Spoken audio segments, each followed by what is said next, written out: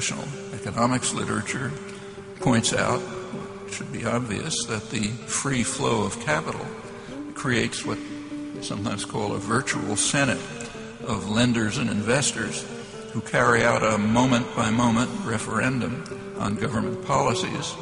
And if they find that they're irrational, meaning they help people instead of profits, then they vote against them by capital flight, by tax on the country, and so on. In the 1950s in the United States, it was called the golden age of capitalism.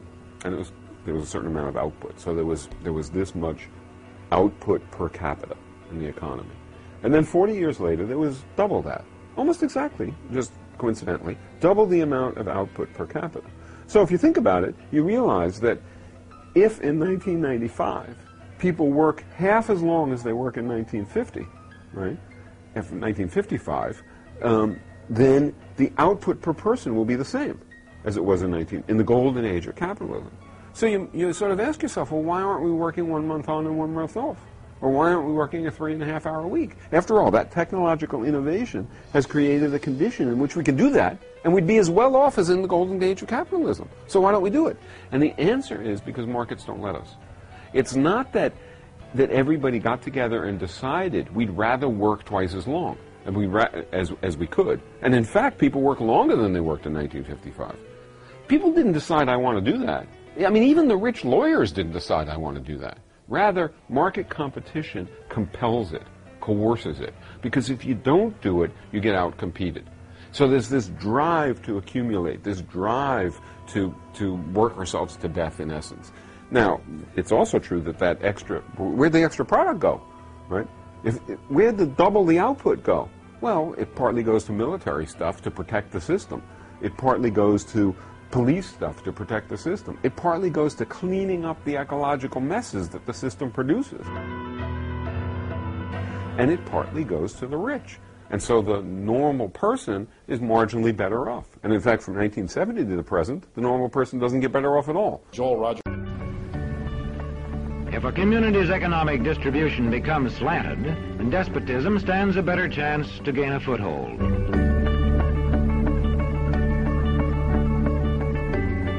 A power scale is another important yardstick of despotism. It gauges the citizen's share in making the community's decisions.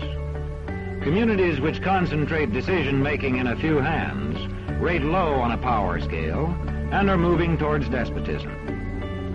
And to find out what way it is likely to go in the future, you can rate it on economic distribution and information scales. The lower your community rates on economic distribution and information scales, the lower it is likely to rate on respect and power scales, and thus to approach despotism.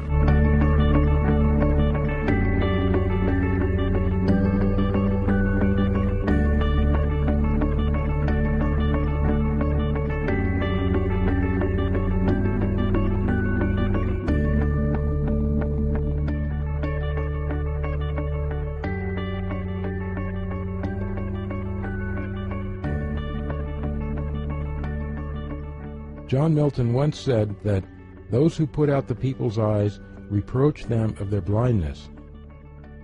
Indeed, minority rule corrupts the judgment of the majority. That's why only participation and self-management allow majorities to fully realize minority rights and private areas of decision-making. This means that current restrictions on participation in the name of minority rights actually enforce the herd mentality, undermining minority and individual freedom rather than protecting them. Undoubtedly, the greatest massacres and injustices in history have been perpetrated under the leadership or influence of elite minorities, not by the democratic impulse of the masses. Is it really surprising that the elite minority would try to convince the very majority over which they rule about the so-called tyranny of the majority? But no, that's not what democracy is about.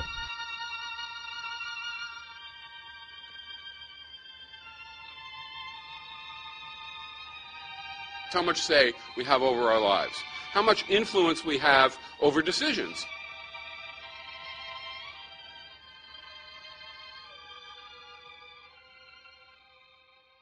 One person might say we should have majority rule. Everybody gets the same vote. We tally them up.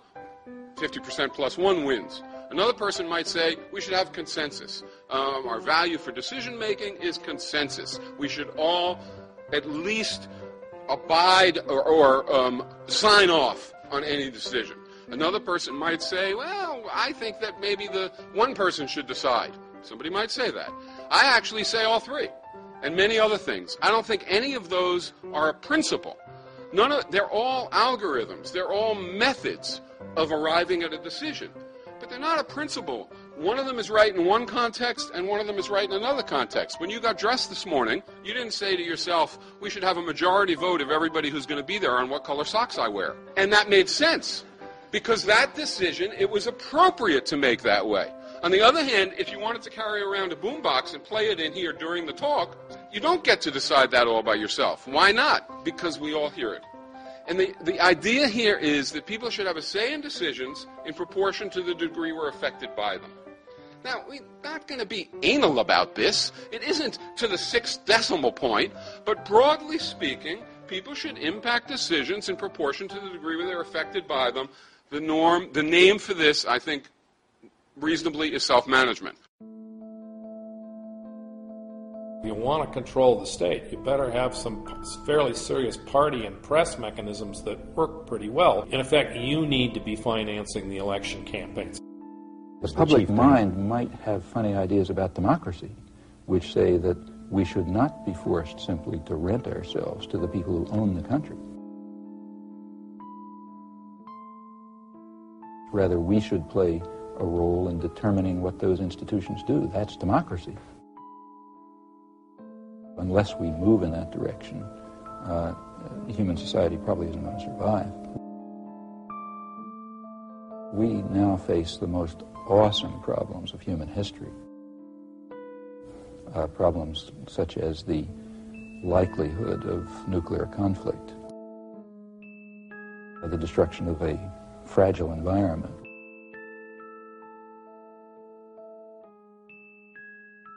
But why do you think more participation by the public, more democracy is the answer? It's the only hope that I can see that other values will come to the fore. I mean, if the society is based on control by private wealth, it will reflect the value that the only real human property is greed and the desire to maximize personal gain at the expense of others. A small society based on that principle is ugly, but it can survive. A global society based on that principle is headed for massive destruction, and that's what we are. We have to have a mode of social organization that reflects other values that I think are inherent in human nature that people recognize. And that would be, I want to see exactly what you mean. I mean, what are human beings? I mean, in your family, for example, it's not the case that in the family every person tries to maximize personal gain at the expense of others, or if they do, it's kind of pathological. If you and I are, say, walking down the street and we see a child eating a piece of candy and we see that nobody's around, and we happen to be hungry, we don't steal it. If we did that, we would be pathological. I mean, the idea of care for others and concern for other people's needs and concern for a fragile environment that must sustain future generations, all of these things are part of human nature. These are elements of human nature that are suppressed in a social and cultural system which is designed to maximize personal gain.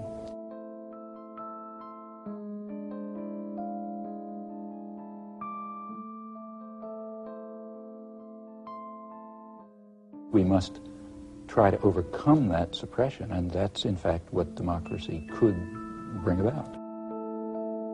The way humans conceive of themselves, their ability to act, to decide, to create, to produce, to inquire, a spiritual transformation.